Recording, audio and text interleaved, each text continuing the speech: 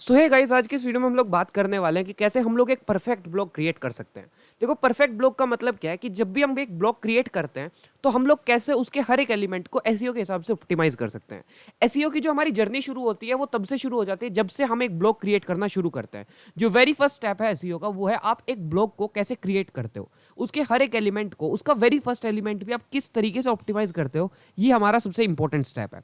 अभी हम लोग बात करते हैं कि आप में से 90% लोगों को जो चीज़ें मैं बताने वाला हूँ ये नहीं पता होंगी, और अगर पता भी होंगी तो आप लोगों ने उस वे में इंप्लीमेंट नहीं किया होगा, और अगर आपने इंप्लीमेंट भी कर दिया है तो मैं आपको कंग्रेचुलेशन कहना चाहता हूँ कि आप एक परफेक्ट ब्लॉग ऑलरेडी क्रिएट कर चुके हो। ठीक है, अभी हम लोग बात करते हैं कि जिन लोगों को नहीं पता, जो मैं अभी आपको बताने वाला हूँ कि एक परफेक्ट एसईओ फ्रेंडली ब्लॉग कैसे क्रिएट करते हैं।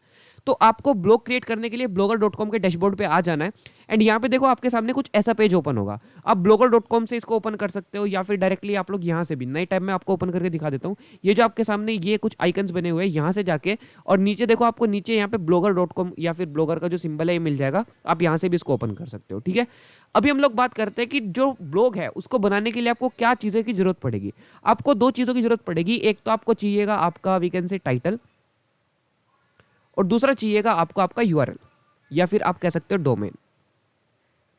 ओके, अभी हम लोग बात करते हैं कि इन दोनों चीज़ों को मेरे को कैसा बनाना है। तो ये चीज़ें मेरे को कुछ ऐसी बनानी है कि ये दोनों चीज़ें हमारी एसईओ फ्रेंडली रहे।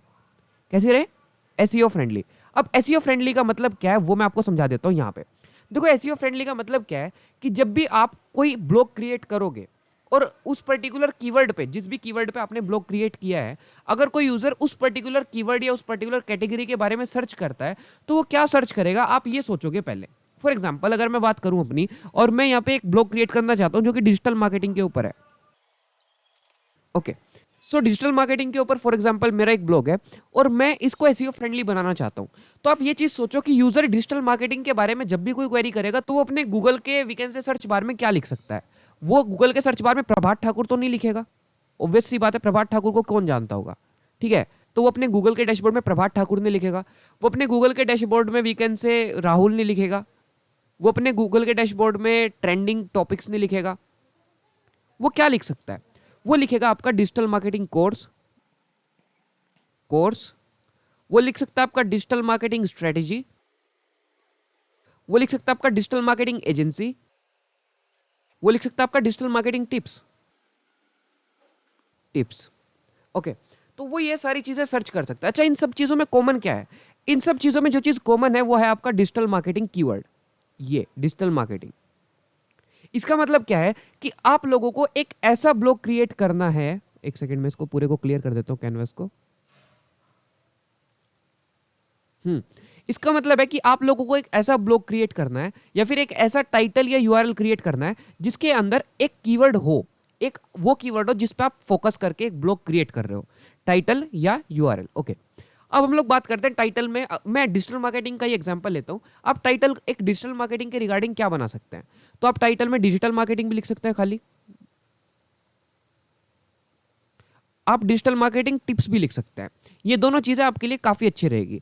और अगर आप एक डिजिटल मार्केटिंग एजेंसी चला रहे हैं तो आप डिजिटल मार्केटिंग एजेंसी भी लिख सकते हैं। ठीक है, अगर आप डिजिटल मार्केटिंग का कोई कोर्स प्रोवाइड कर रहे हैं तो आप डिजिटल मार्केटिंग कोर्स भी लिख सकते हैं। ठीक है, अभी बात करते हैं यूआरएल की। यूआरएल पे हम लोग चलते हैं, और यूआरएल हम लोग कैसा बना सकते हैं?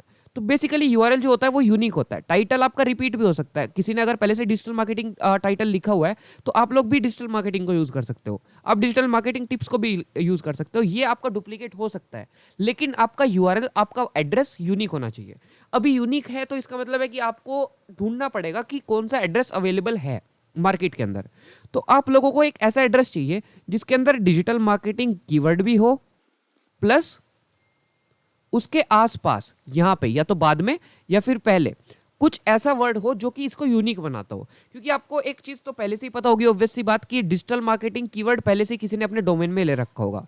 तो आप लोगों को क्या करना है, आप इसके बाद डिजिटल मार्केटिंग टिप्स भी लिख सकते हो, आप डिजिटल मार्केटिंग एजेंसी भी लिख सकते हो। तो ये सारी चीजें तो सबने ले रखी होंगी, ऑब्वियस सी बात है। आप यहाँ पे कुछ ऐसा लिख सकते हो, डिजिटल मार्केटिंग टिप्स 2021।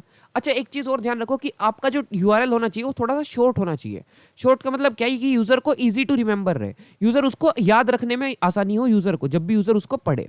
ठीक है, अभी हम लोग बात करते हैं कि हम लोग टाइटल क्या बना सकते हैं। तो अगर मैं अपनी बात करूं तो मैं डिजिटल मार्केटिंग बाय प्रभात भी बना सकता हूं, मैं डिजिटल मार्केटिंग टिप्स बना सकता हूं, मैं डिजिटल मार्केटिंग वाईटी बना सकता हूँ, मैं डिजिटल मार्केटिंग कोर्स बना सकता हूँ। ये सारी चीज़ें मैं जो यूआरएल है वो बना सकता हूँ। अच्छा, अभी हम लोग इस चीज़ को प्रैक्टिकली देखते हैं। तो मैं क्रिएट योर ब्लॉग पे क्लिक करता हूँ।